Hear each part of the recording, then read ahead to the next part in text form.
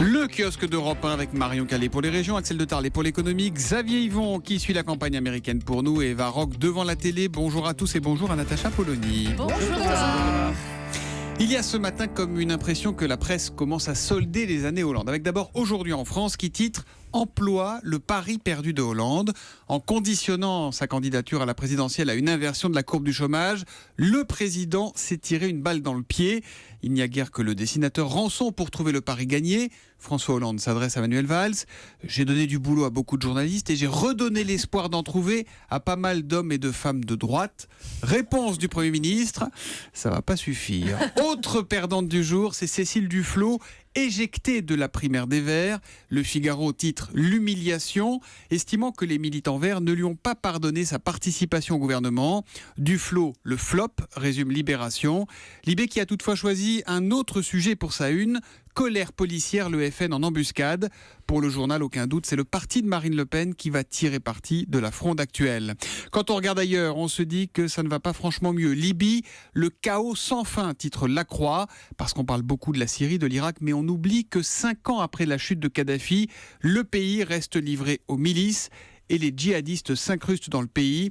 Au passage, on comprend en lisant un papier très précis en quel point la responsabilité de la France est importante dans le chaos libyen. Moins dramatique, Direct Matin qui fait sa une sur le Brexit blues au Royaume-Uni. Et puis l'équipe, sans surprise, fait sa une sur la victoire du PSG face à Bâle hier soir en Ligue des Champions. 20 minutes tente un jeu de mots. Le PSG saisit Bâle au bon. Bon, moi j'ai rien à ajouter. 3-1 dans la presse quotidienne régionale, s'il vous plaît, Marion Calais. Une exclamation comme un appel à l'aide à la une de la Provence. Police, secours. À Marseille aussi, les policiers ont manifesté leur colère, demandant le soutien de la population. Un pied de maïs fripé sous un soleil de plomb à la une du Maine Libre. La Sarthe, département des Pays de la Loire, le plus touché, dit le journal, par le réchauffement climatique. Les prévisions de plus de degrés sont largement dépassées dans la Sarthe. Dans le Petit Bleu d'Agen, inquiétude pour le pruneau. La dernière confiserie traditionnelle vient de fermer ses portes. Le fruit emblématique occupe désormais une place marginale dans la ville. Et pourtant, c'est bon, les pruneaux d'Agen. Voilà. C'est bon. N'est-ce pas, Natacha? Non, on prend des positions fortes, nous on n'hésite pas. Exactement, nous on s'engage. L'histoire du jour, c'est celle d'une factrice en surchauffe, en quelque sorte. Une jeune intérimaire de 19 ans dans l'Aisne qui s'est retrouvée totalement débordée. Une tournée qui prend du retard, une pile de courrier qui ne baisse que très lentement. Dans cette situation, raconte l'Union, la jeune femme aurait pété les plombs, brûlant une centaine d'enveloppes dans un champ. Elle aurait reconnu les faits. La Poste et les finances publiques, puisqu'il y avait des taxes d'habitation parmi les plis, ont porté plainte. En attendant, pour le représentant CGT de la Poste dans le département, cette histoire n'est pas une surprise. Il y a des facteurs qui n'arrivent pas à finir à temps leur tournée. Certains perdent de pied. La Poste, dit-il à l'Union, a tellement anticipé la baisse du courrier que nous sommes en sous-effectif permanent, décrivant des situations de souffrance et de détresse au travail. La CGT assure avoir alerté la direction à plusieurs reprises sur le sujet, véritable mal-être au sein du groupe. Quand on se souvient que des hommes sont morts pour porter le courrier, il faut relire Saint-Exupéry pour comprendre ce que c'était que l'aéropostale. C'est vrai que c'est quand même effrayant de se dire qu'on puisse perdre pied au point de faire ça. Mais il y a un vrai problème avec la Poste, on en parle, on entend beaucoup parler dans la presse régionale. D'abandon de courrier, ce genre d'affaires. Des postiers qui craquent, parce qu'évidemment ils ont des temps par lettre, par recommandé, ça se joue à la seconde près sur les tournées, et ça leur met une pression invraisemblable. Heureusement, on va se détendre avec Axel de Tarlet. Alors lui, Axel, c'est le Père Noël déjà. Voilà. Cadeau de Noël, c'est parti, dans Aujourd'hui en France ce matin. Et oui, ça peut sembler un peu tôt, mais il faut savoir que les vacances de Toussaint marquent le début de la saison de Noël dans les magasins. C'est très important, Noël, c'est la moitié des ventes, voilà, des enseignes spécialisées. Donc, et la star de Noël, quelle est-elle qui arrive dans les magasins en ce moment? C'est la grande star qui nous a tous fait rêver quand on était petits. Le catalogue? Le catalogue de Noël. Et oui, il faut savoir qu'à l'heure d'Internet, le bon vieux catalogue papier qu'on découpe là, et qu'on entoure là, chaque article, ça je veux ça pour Noël, etc. Par exemple, Jouet Club en imprime 12 millions, je ne sais pas si vous vous rendez compte, c'est autant qu'il y a d'enfants de 0 à 15 ans en France. Ouais. Donc chaque enfant peut avoir son catalogue.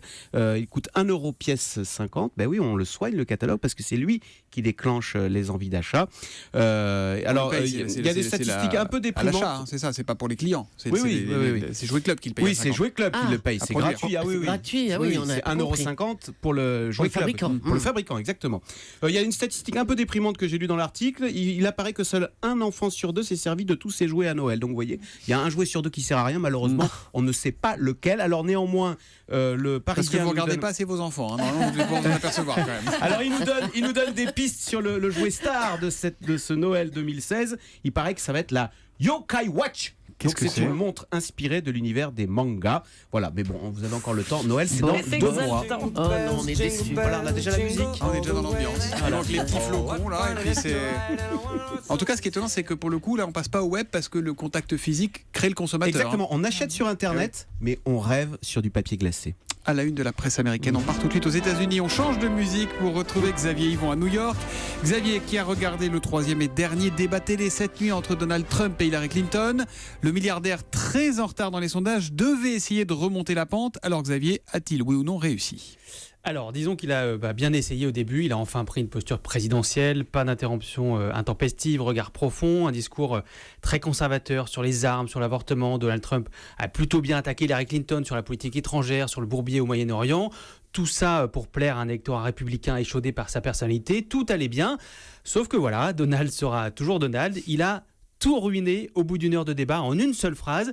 On lui demande s'il respectera les résultats de l'élection alors qu'il répète qu'elles seront truquées. Réponse de Trump. Je verrai, je vais laisser le suspense. On n'a jamais vu ça. Hillary Clinton s'est dit horrifiée. Après le débat, les télés sont partis en toupie sur ce sujet. La porte-parole de Trump a dû expliquer tout de suite que bien sûr, il respecterait le résultat, mais que ce serait plus facile parce qu'il allait gagner. Le mal est fait. Trump devait rassurer, il a fait peur. Pour gagner, il a notamment besoin des voix des hommes blancs diplômés. Ils ne voteront pas pour un candidat qui nie la grande démocratie américaine. Et puis si c'était possible, Donald Trump avait aussi besoin de se réconcilier un petit peu avec l'électorat féminin. Ça aussi c'est raté. Invité à répondre aux accusations d'agression sexuelle, il a dit c'est faux. Et puis Bill Clinton, il a fait pire. Et puis à la fin du débat, il a craqué. Hillary Clinton parle, il l'insulte. Écoutez. What we want to do is to replenish the Social Security Trust Fund by making Il dit sure quelle méchante femme, dit Donald Trump.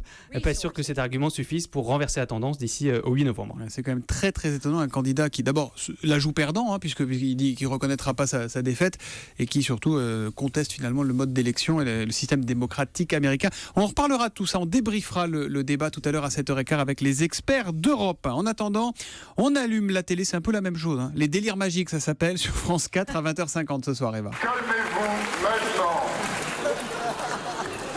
Vous êtes des malades. Et je parlais pas des élections américaines, mais bon voilà, sans doute vous avez reconnu la voix de l'humoriste magicien géantissime Éric Antoine. Alors désormais, chaque jeudi, alors avec Calista, qui est son assistante sur scène, mais aussi sa femme dans la vie, il propose une émission de magie, alors qui est destinée avant tout aux enfants.